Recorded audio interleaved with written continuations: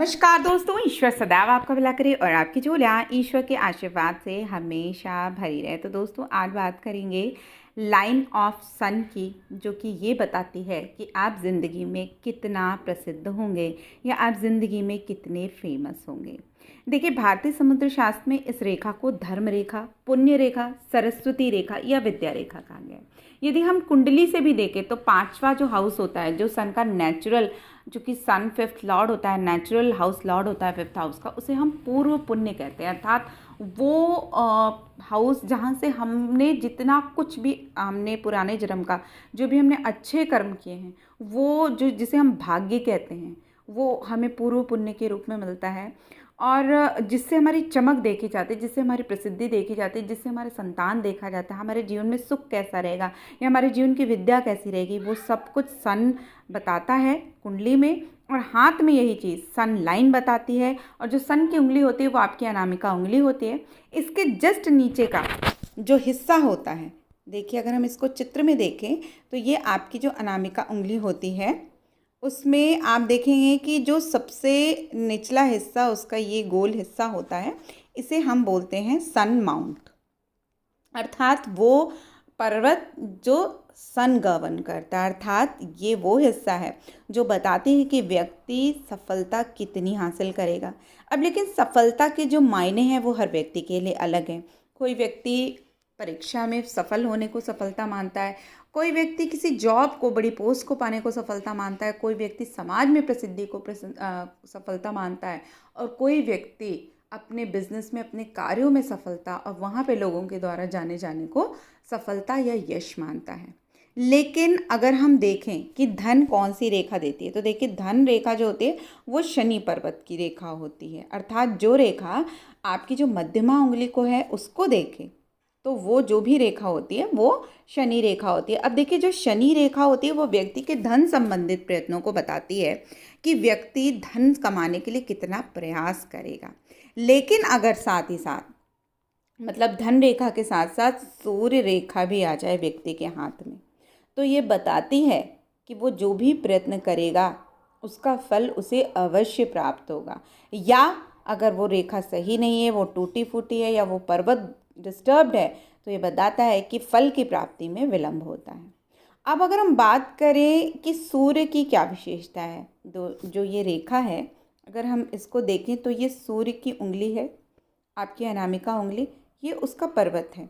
और यहाँ पे जो भी रेखा, चाहे वो नीचे से आए, चाहे वो कहीं भाग्य रेखा से निकल के आए या चंद्र पर्वत से निकलकर कोई भी रेखा यदि सूर्य पर्वत की ओर जा रही है या सूर्य पर्वत को देख रही है, तो वो रेखा सूर्य रेखा कहलाती है। और यही रेखा हमारे यश को, हमारी प्रसिद्धि को, समाज में हमारी उन्नति और लोग हमें कैसे देखेंगे, उनका परसेप्शन हमारे लिए कैसा होगा, उसके बारे में बताती है।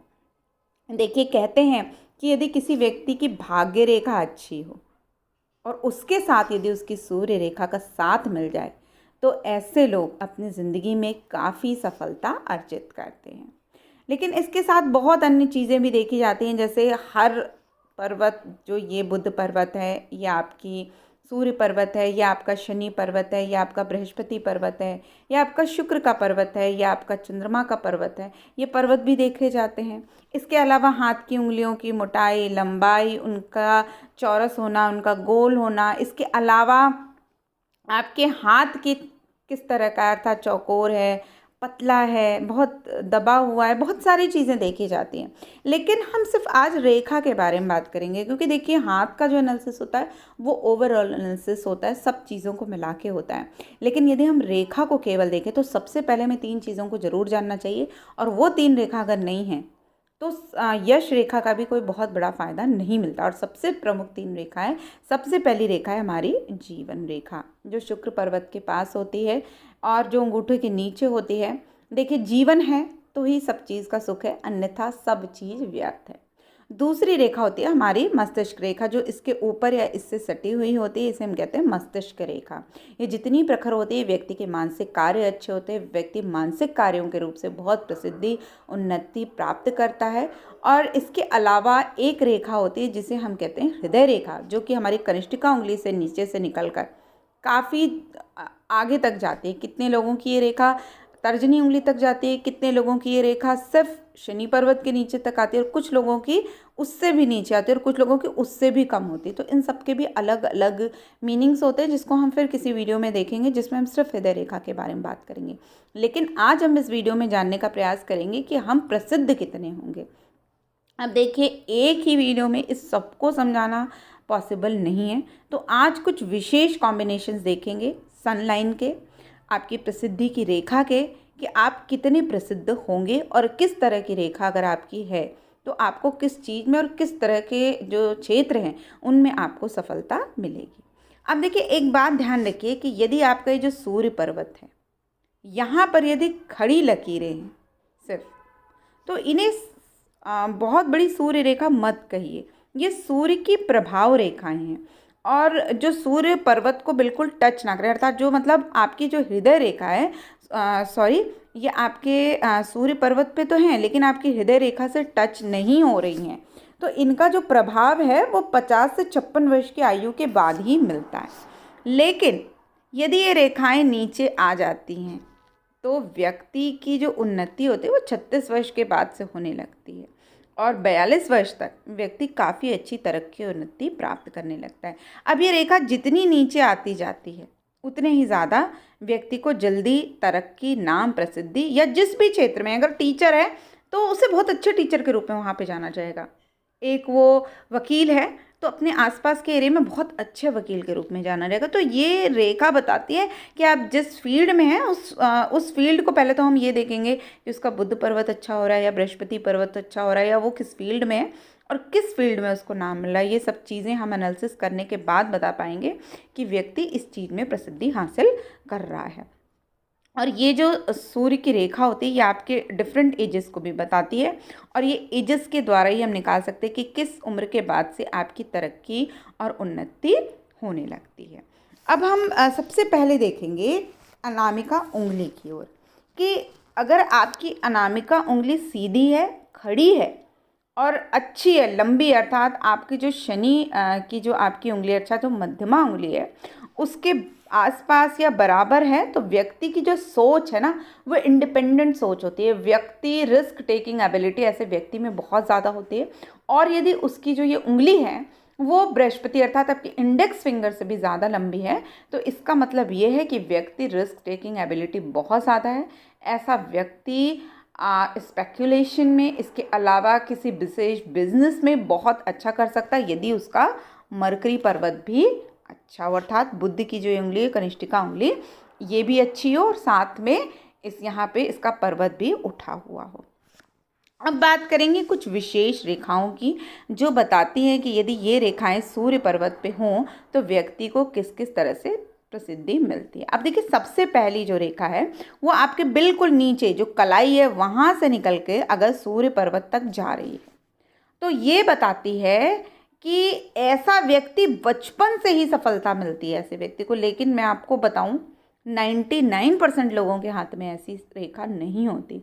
कोई बिरला ही होता है जिसके हाथ में इस तरह की रेखा होती है और निश्चित रूप से ऐसा व्यक्ति अपनी स्कूल टाइम से ही बहुत फेमस होता है अपने समय में, उसके बाद कॉलेज टाइम में और आगे भी उसे सफलताएं मिलती हैं अगर इस तरह की रेखा व्यक्ति के हाथ में हो, सूर्य रेखा।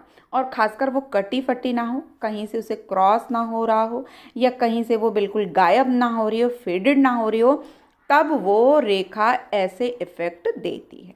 अब एक दूसरी रेखा सूर्य की होती है कि आपकी जो रेखा है सूर्य रेखा वो चंद्र पर्वत, अर्थात जो ये आपकी अनामिका उंगली उसके सबसे निचले हिस्से में कनिष्ठिका उंगली है उसके सबसे निचले हिस्से में चंद्र पर्वत से निकल के ये सूर्य पर्वत की ओर देख रही है। अब ये क्या बताती है? ये बताती है कि आपको या तो विदेश से सहयोग मिलेगा या अन्य लोगों के सहयोग से आप सफलता हासिल करेंगे।